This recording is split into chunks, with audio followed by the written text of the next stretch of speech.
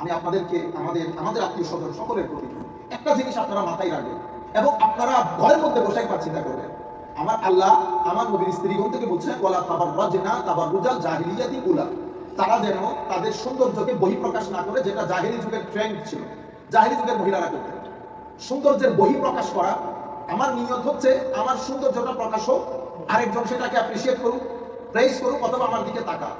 এটা একটা হারাম কাজ এবং এটা সমাজের মধ্যে অশ্লীলতার প্রমোশনের ক্ষেত্রে যে মেইন ফ্যাক্টরসগুলো কাজ করে, দেয়ার আর 5 to 6 factors. They play very important role for the promotion of vulgarity, nudity, indecencies in the society. ফাহিশা যেটাকে বলে, এটার ক্ষেত্রে কয়েকটা ফ্যাক্টর কাজ করে। তার মধ্যে one of the main factors হচ্ছে আমাদের প্রেজেন্টেশন অফ আওয়ার বিউটি। আমি আপনাদের সকলের প্রতি অনুরোধ করব, আমরা এটা মাহে মুহররমের মধ্যে আমাদের অনেক মা বোন, আমরা অবশ্যই ইমাম হুসাইন রাদিয়াল্লাহু তাআলা আনহুর ফাতিহা করি। মনে রাখবেন, ভিতরে ইয়াজিদিয়তকে লালন করে আমরা যদি হুসাইনিয়তকে পালন করি, লালন করি ইয়াজিদিয়ত, পালন করি হুসাইনিয়ত, তাইলে এটা নেফাকত হবে, মুনাফিক। ইমাম হুসাইন রাদিয়াল্লাহু তাআলা